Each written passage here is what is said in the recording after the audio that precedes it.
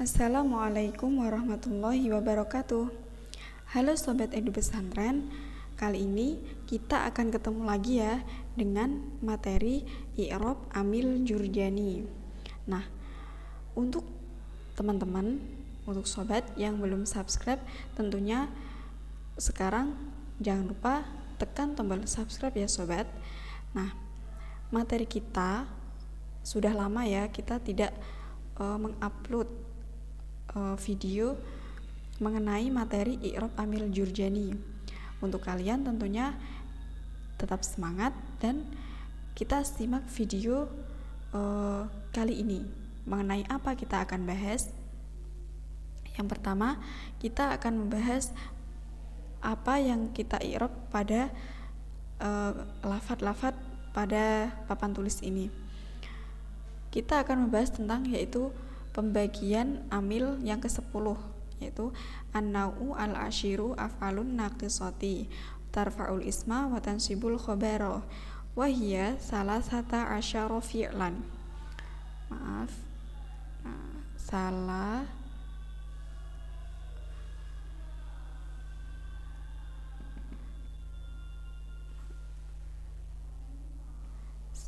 sata asyara fi'lan kana wa sara wa asbaha wa amsa wa adha wa dhalla wa bata wa mazala wa ma bariha wa ma fati'a wa ma infaka wa ma dama wa laisa wa ma tasarrafa minhun. Nah, untuk lafaz pertama itu ada kalimah isim.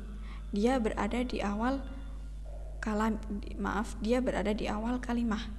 Kemudian apa kedudukan yang cocok untuk lafaz ini? Ada isim di awal kalimah. Kira-kira itu bisa cocok jadi apa teman-teman? Seperti kemarin, yaitu ada isim berada di awal kalimah, kemudian kita cocok dijadikan yaitu menjadi mubtada. Karena dia adalah berupa isim mufrad, maka kita kasih tanda yaitu dummah. An-nau'u. Karena kenapa kita kasih dummah? Karena isim mufrad ketika rafa yaitu tandanya dummah. Kenapa dia rafa? Karena kita jadikan dia sebagai mubtada. Karena mubtada adalah termasuk marfu'atul asma. Nah, kemudian pembagian yang ke-10. Yang ke-10 itu ada kata-kata yang ke-10. Kata-kata yang ke-10 ini sebenarnya sudah menjadi simbol tertentu. Ada kata-kata yang. Nah, dalam bahasa Jawa itu ada artinya kang. Kalau memaknai bahasa Jawa dalam kitab kuning, kang itu bisa kita kasih simbol yaitu sod. Apa makna sod? Sod ini berarti sifat. Tentunya kalian sudah tahu kan, sifat itu adalah nama lain dari na'at. Maka al-ashir dia itu menjadi na'at. Na'atnya siapa? Tentunya na'atnya an-nau'u. An-nau'u dia menjadi man'ut. Nah, kira-kira kalau kita jadikan na'at man'ut cocok atau tidak ya sobat? Nah, kita lihat kalau dari segi mufrad, mudzakkar, mufrad, tasniah dan jamak tentunya sudah cocok karena an-nau'u mufrad, al-ashir juga mufrad. Kemudian dari mudzakkar muannasnya juga cocok, dia mudzakkar, ini juga mudzakkar. Dari segi ma'rifat dan nakirahnya tentunya sudah jelas sekali, ini sama-sama ma'rifat ya sobat, ditandai dengan al. Kemudian dari i'rabnya maka kita ikutkan karena kita jadikan na'at dari an-nau'u, maka kita kasih al-ashiru yaitu rafa. Maka i'rabnya juga sama-sama rafa untuk an-nau'u dan al-ashiru. Nah, al-ashiru. Nah, ini pengetahuan sedikit ya sobat. Kenapa al-ashiru? Karena itu kan bahasa Arabnya 10 kan ada asyaratun, ada asyaru, ada itulah. Nah, kemudian kenapa kita menggunakan al-ashiru? Karena ini ada yang ke-10. Yang ke-10, kata-kata ke-10 ini menunjukkan urutan. Kalau dalam bilangan dia digunakan untuk urutan, maka kita menggunakan isim adat atau bilangan itu mengikuti wazan fa'ilun. Nah, maka al-ashiru. Nah, kemudian pembagian yang ke-10 itu adalah fiil-fiil naqis, beberapa fiil naqis. Nah, beberapa fiil naqis di sini kita ada af'al an-naqisah. Af'al an-naqisah. Af'al an-naqisah ini dia menjadi khobarnya an-naw'u. Khobarnya dari an-naw'u. Kenapa seperti itu? Karena af'alun naqisah ini menjadi pelengkap dari an-naw'u. Nah, kok bisa dikatakan pelengkap? Coba kita review lagi maknanya. An-naw'ul ashir, pembagiannya ke-10. Apa sih yang pembagian ke-10? Yang pembagian ke-10 itu adalah af'alun naqisah. Nah, itu af'alun naqisah, ada kata-kata itu. Nah, ini juga menjadi simbol besar sobat, karena itu adalah dalam memaknai bahasa Jawa kitab kuning itu kita menggunakan kan bahasa Jawanya iku. Maka iku kalau memaknai bahasa Jawa itu kita kasih simbol kho.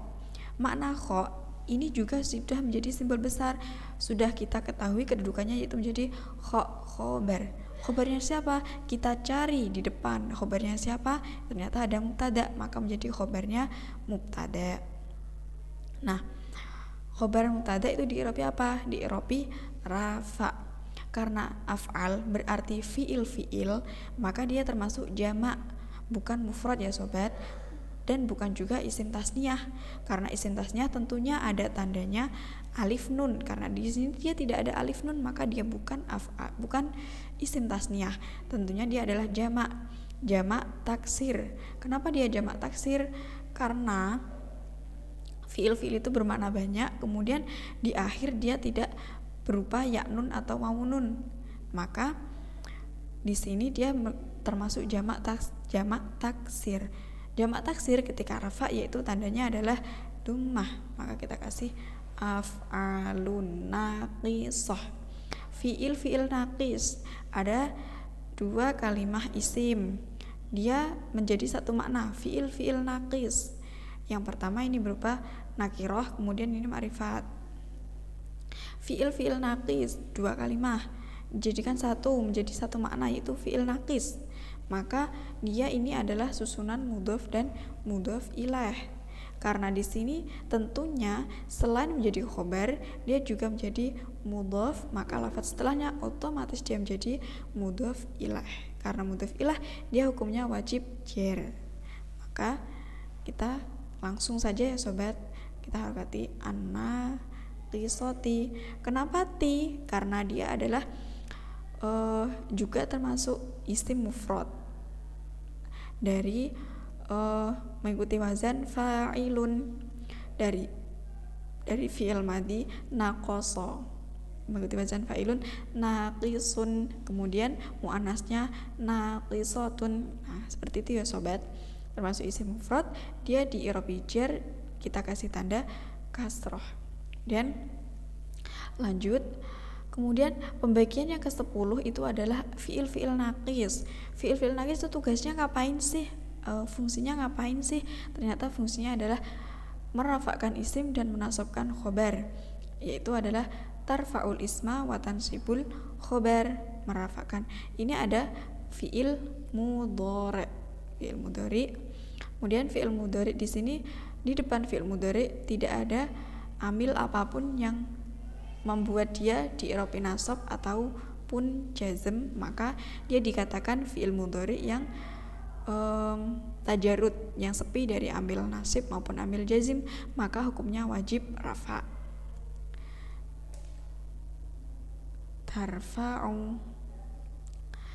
Tarfa'u merafakkan. Siapa sih yang merafakkan? Tentunya ada fiil butuh fa'il ya sobat.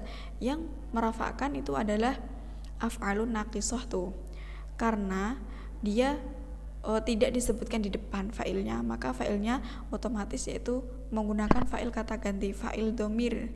Domirnya itu disimpan yaitu hiya tarfa'u. Karena kenapa kok hiya bukan anta? Karena di sini dia bukan kalimat langsung ya sobat, bukan berupa percakapan, bukan kalimat langsung. Maka tarfa'u, siapa sih yang merafakkan? Dia itu loh, fi'il naqis.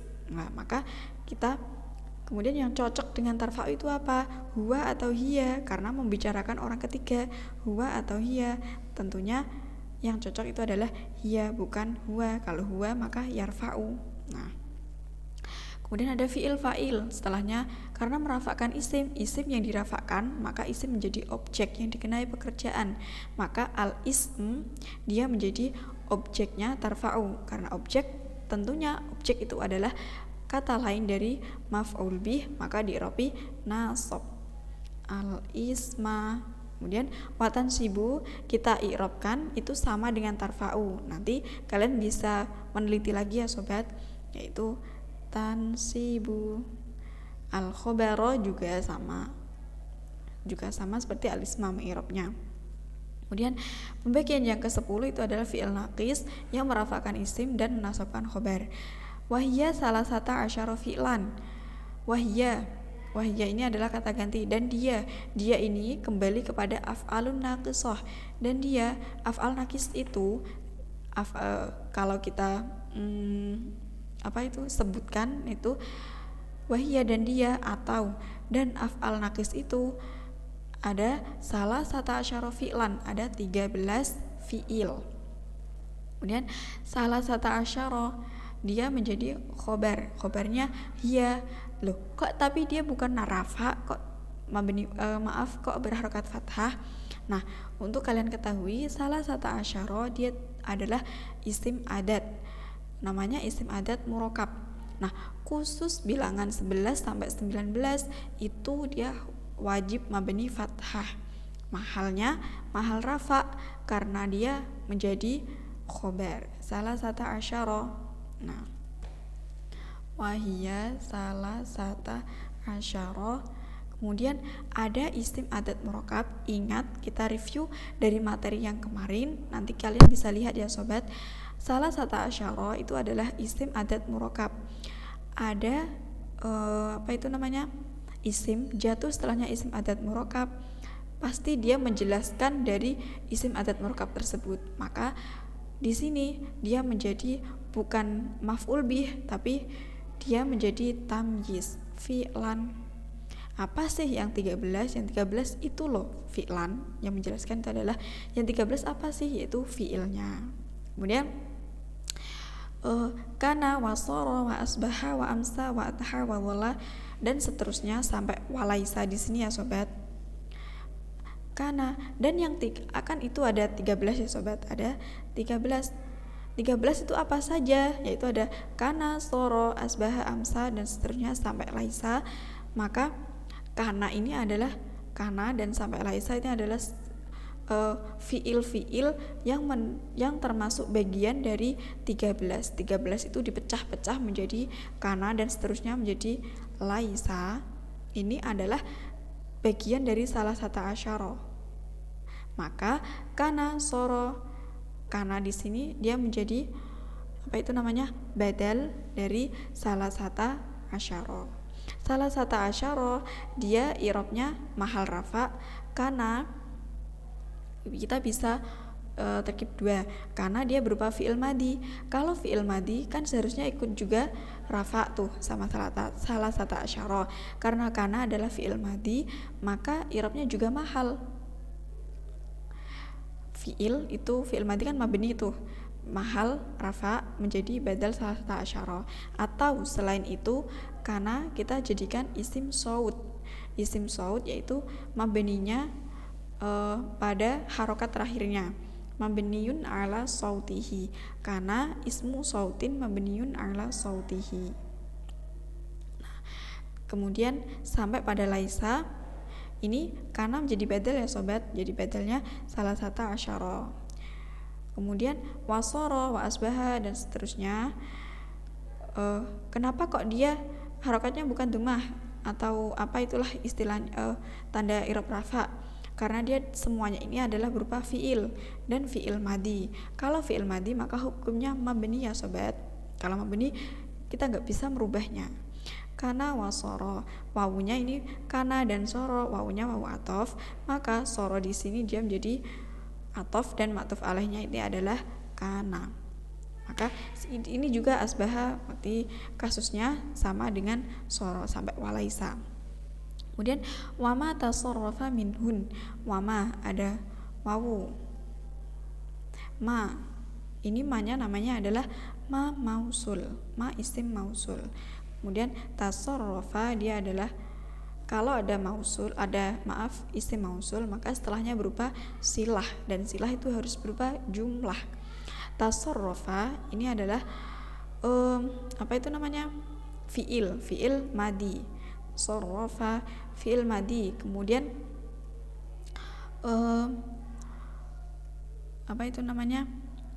berupa fiil dan fa'ilnya disimpan.